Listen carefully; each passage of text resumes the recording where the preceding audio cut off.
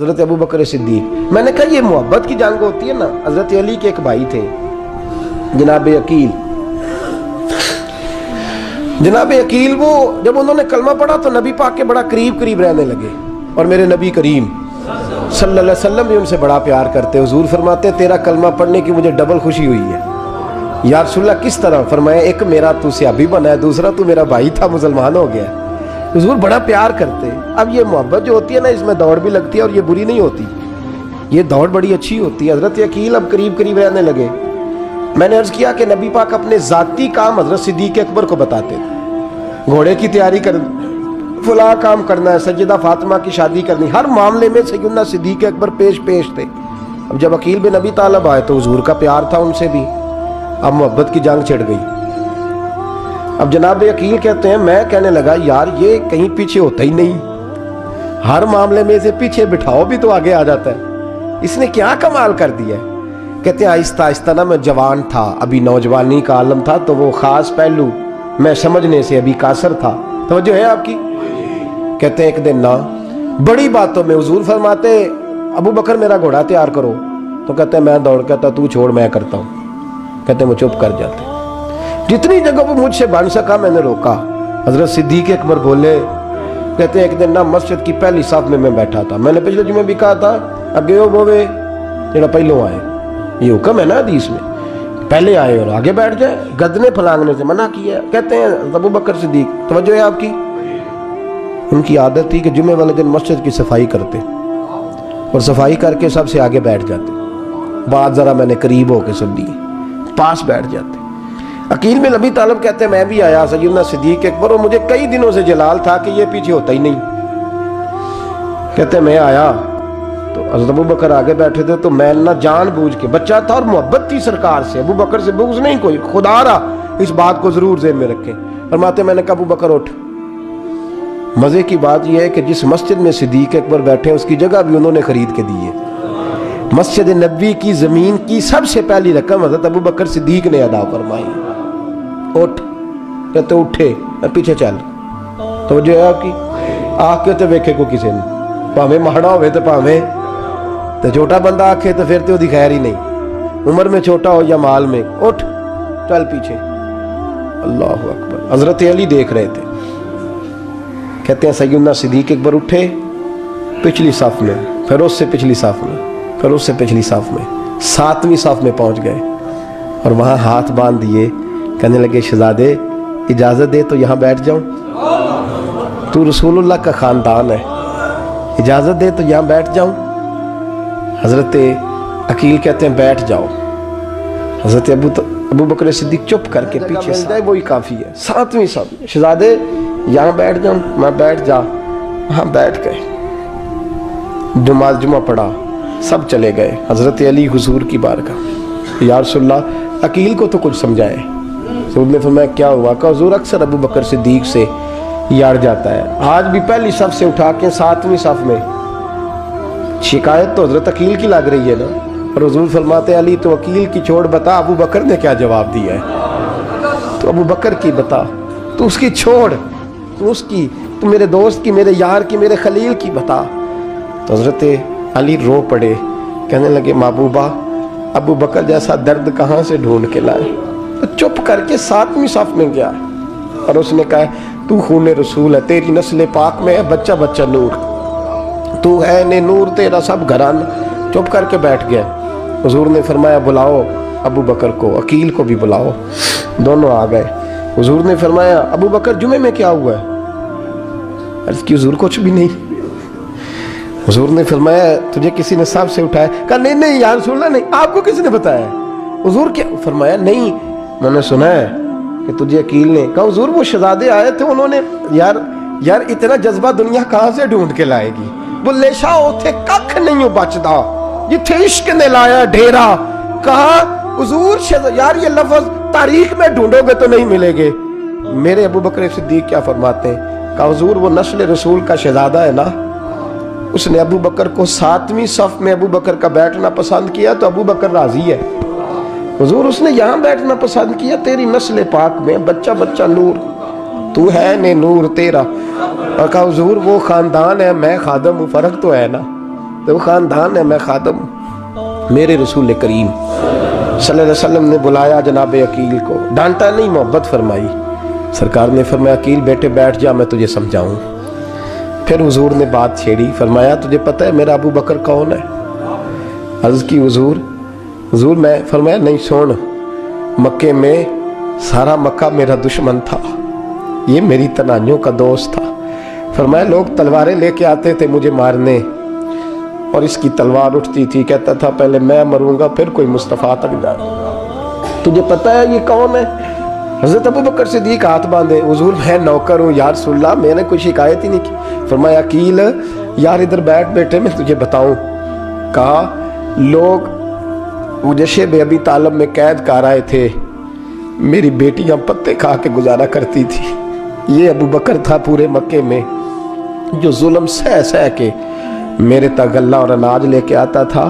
فرمایا عقیل ادھر آ، میں تجھے بتاؤں، تیرا خاندان تیرا قبیلہ سوائے مولا علی شیر خدا کے، فرمایا وہ سب لوگ میرے ساتھ پیار کرتے تھے، ہمارے اوپر انہوں نے مکے کی زمین تنگ کر دی۔ فرمایا میں مکے سے نکلا تھا، ابو بکر کی بیٹی غار ثور میں کھانا پکا کے لاتی تھی، اس کا بچہ بکریوں کا دودھ لے کے آتا تھا۔ فرمایا یہ جان پہ کھیل کے میری نگرانی کرتا تھا۔ فرمایا تجھے پتہ ہے جس جگہ تو بیٹھا ہوا ہے نا، یہ مسجد کی زمین بھی ابو بکر صدیق نے خرید کے دی۔ حضرت سیدنا عقیل یا رسول اللہ غلطی، حضرت ابو بکر کہتے ہیں حضور واللہ و رسول و منو، میرے اوپر اللہ رسول کے احسان ہے۔ آخری لفظ میرے حبیب نے کہے، حضور نے فرمایا عقیل میرے پاس جس کے بھی پیسے آتے ہیں میں بیگانے سمجھ کے خرچ کرتا ہوں، میں کہتا ہوں فلانے کے ہیں، وہ پوچھے گا کہاں لگے، لیکن ابو بکر کے پیسے آتے ہیں تو میں اپنے سمجھ کے خرچ کرتا ہوں۔ اور میرے رسول کریم صلی اللہ علیہ وسلم نے فرمایا میرے ساتھ جس نے نیکی کی میں نے بدلہ چکا دیا ہے، ابو بکر کا میں نے بدلہ دیا ہی نہیں۔ قیامت کے دن جب سب جنت میں جانے لگیں گے تو میں اس کا بازو تھام کے اللہ کی بارگاہ میں لے جاؤں، اور میں کہوں گا یا اللہ میرے مولا، کلمہ پڑھنے سے لے کر غار تک، غار سے بدر تک، بدر سے احد، حنین، خندق، تبوک اور مزار تک، یا اللہ اس کی بڑی نیکیاں ہیں، اسے تو ہی بدلہ عطا فرما۔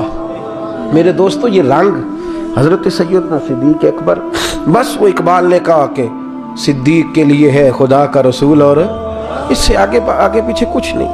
یہ جو ماننے کا انداز ہے نا، یہ دیکھیے نا، حضرت ابو بکر صدیق، بڑی دفعہ آپ نے بات سنی ہے لیکن اس بات کی لذت بڑی شاندار ہے۔ حضرت عمر نے طبیب بلایا ہے ابو بکر کو دکھانے کے لیے ملک شام، پہلے مانتے نہیں تھے، مولا علی کی سفارش ڈالی، پھر دونوں لے کے آئے، سیدنا علی المرتضیٰ بیٹھے ہیں، حضرت عمر بیٹھے ہیں، کہتے ہیں طبیب کو چیک کرو، ملک شام کا بڑا ڈاکٹر ہے۔ چیک کر لیا تو ڈاکٹر کہنے لگا کوئی مرض نہیں، کوئی تکلیف نہیں، کمزوری بڑی ہے، کمزوری بڑی ہے، ان سے پوچھے انہیں کیا مرض ہے۔ تو حضرت عمر کہنے لگے یار بول کیا مسئلہ ہے تجھے، کیوں اتنا کمزور، اتنا بیمار رہتا ہے، کیا پرابلم ہے، کیا مسئلہ ہے؟ تو حضرت ابو بکر صدیق نے آنکھیں کھولی اور کہنے لگے عمر تو قسم اٹھا کے بتا، تجھے پتہ نہیں مجھے کیا مسئلہ ہے؟ تو اٹھا نہ قسم، جنہاں دے دل بر جانی وچھڑن، کون روے پھر تھوڑا، سب روگاں دائی روگ محمد جس تا نام وچھوڑا۔ تجھے نہیں پتا تو بول، اگر خبر ہے تو پوچھتا کیوں ہے؟ میرے دوستو کمال دیکھو، مدینے میں آج بھی مصطفیٰ کو سلام کرو تو ساتھ ہی صدیق اکبر لیٹے ہو، ساتھ ہی لیٹے مدینے میں۔ ابو بکر صدیق روز رات کو جا کے اس کے گھر کا کام کاج کر کے آتے۔ کام بتاؤں کیا تھا اس کا؟ جاگ رہے ہیں آپ لوگ؟ اس زمانے میں نا لوگ باتھ روم گھر میں بنا لیتے تھے، شاید پرانے لوگوں نے دیکھے ہوں، وہ اس کے اندر ہی پیشاب پخانہ رہتا تھا، وہ آتے تھے ملازم تو وہ اٹھا کے باہر پھینکا کرتے تھے، وہ بی بی گھر کے اندر پیشاب کرتی، نابینا ہے، وارث کوئی نہیں، تو ابو بکر صدیق آتے، امیر آدمی، اور اس کا وہ پخانہ پیشاب اٹھا کے باہر پھینک کے آتے، پھر اس کے گھڑے میں پانی بھر کے لاتے، پھر اس کے گھر میں جھاڑو دیتے، پھر اس بوڑھی عورت کو کھانا کھلاتے، پھر اس کو خرچہ دیتے، پھر اس کو کہتے کہ فلاں آدمی کی تیرے پڑوسی کی میں نے ڈیوٹی لگا دی ہے، ضرورت ہو تو اس کو کہہ دینا۔ بڑے زمانہ خدمت کی۔ ایک دن حضرت عمر فاروق اس بی بی کے دروازے پہ چلے گئے، دستک دی، اس نے کہا کون ہے دروازے؟ کہا میں عمر فاروق ہوں، عمر بن خطاب ہوں، پتہ چلا ہے آپ لوارث ہیں، میرا دل کرتا ہے میں آپ کے گھر کا کام کاج کر دیا کروں۔ تو بی بی کہنے لگی نہیں، ایک بندہ آتا ہے کئی سالوں سے وہ کر رہا ہے مجھے وہی ٹھیک ہے، ایک آتا ہے بڑے سالوں سے کام کرتا ہے وہی ٹھیک ہے۔ تو حضرت عمر کہنے لگے میں نے بھی کام ہی کرنا ہے، کچھ اس سے کرا لے، کچھ مجھے موقع دے دے نیکی کا۔ کہنے لگی نہیں وہی ٹھیک ہے۔ تو فرمانے لگے میرے اندر کیا نقص نظر آیا ہے، اماں جی مجھے بھی ٹائم دیں۔ تو بی بی کہنے لگی نہیں وہی صحیح ہے۔ حضرت عمر جذباتی آدمی تھے، جلالی آدمی تھے، کہنے لگے میں نے کہا نہیں مجھے بتاؤ میں کیوں نہیں کر سکتا۔ تو بوڑھی اماں کہنے لگی تجھ میں اور اس میں فرق ہی بڑا ہے۔ کہا وہ کیوں؟ کہنے لگے اتنے سال ہو گئے اسے آتے ہوئے، اتنے سال، تو پہلے دن آیا ہے اور آتے کہہ رہا ہے میں عمر بن خطاب ہوں، اپنا نام بتا رہا ہے، سالوں ہو گئے میں روز پوچھتی ہوں تیرا نام کیا ہے، وہ بتاتا ہی نہیں۔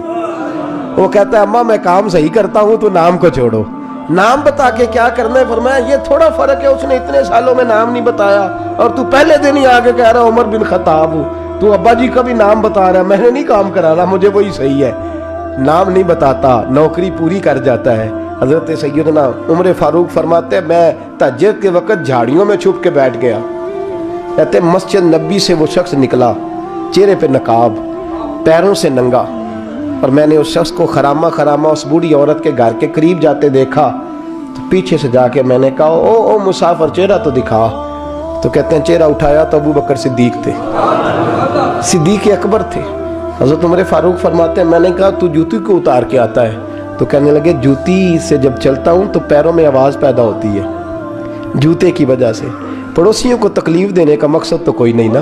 اور فرمایا جب جوتوں سے آواز پیدا ہوگی تو گلی محلے والے پوچھیں گے ابو بکر کدھر جا رہا ہے، تو میں نیکی کسی کو بتانا نہیں چاہتا۔ تو فرمایا ابو بکر کب سے آ رہے ہو؟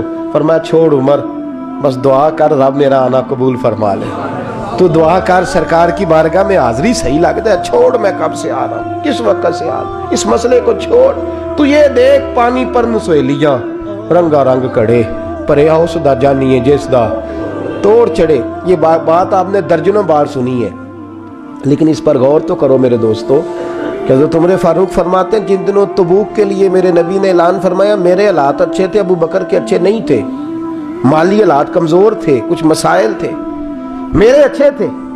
میری سرکار نے اعلان فرمایا کہ پیسے دو، فرماتے ہیں چونکہ میرے حالات بھی اچھے تھے تو میں نے کہا اس دفعہ پہلا نمبر میرا ہی ہوگا۔ فرماتے ہیں آدھا مال گھر کا، یہ بھی بڑی دلیری ہے۔ کتنا؟ بولیے اتنے تے سی ابے نو نہیں دس دے ساڑھے کو پیسے کنے نے، کہتے ابا جی مانگنا لین، والد صاحب کو نہیں بتاتے، ہماری جیب بکھری ہوتی ہے، ایسے ہی نانا کو مانگی نانا لے۔ آدھا مال حضرت عمر فاروق فرماتے ہیں آدھا مال میں نے بانٹ کے حضور کی بارگاہ میں، اور ساتھ میرا ارادہ ہے کہ ابو بکر آج میں نہیں تجھے آگے گزرنے دیتا۔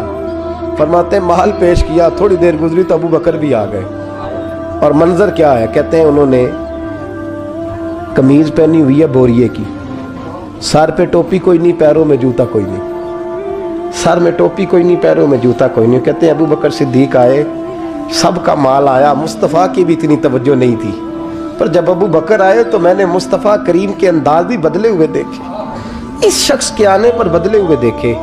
فرماتے ہیں میرے رسول پاک کے سامنے ہر چیز ابو بکر نے قدموں میں ڈھیر کر دی، اور ڈھیر کر کے نا چیزیں رکھ کے تو فٹافٹ پچھلی سائیڈ پہ، کسی کو پتہ نہ چل جائے، پچھلی سائیڈ پہ حضور کے۔ تو حضور نے فرمایا ابو بکر سامنے آنا، گھر کیا چھوڑ کے آیا ہے؟ فرمایا ہر چیز، پیچھے بیٹھ گئے۔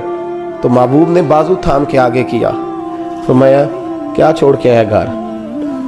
یہ اس بات پہ بات آپ نے پہلے بھی سنی ہے، لیکن ان لفظوں پہ غور کرو۔ ابو بکر نے یہ نہیں کہا حضور کچھ بھی نہیں میں سارا کچھ لے، یہ لفظ کہا ہی نہیں۔ اللہ کرے ہمیں اس عقیدے کو سمجھیں، اس نظریے کو۔ یہ ترمذی اور مشکات دونوں میں یہ لفظ موجود ہے۔ یہ نہیں کہا حضور کچھ بھی نہیں سارا کچھ لے آیا ہوں، یہ نہیں فرمایا۔ حضور نے فرمایا ابو بکر کیا چھوڑ کے آئے ہو گھر؟ توجہ ہے آپ کی؟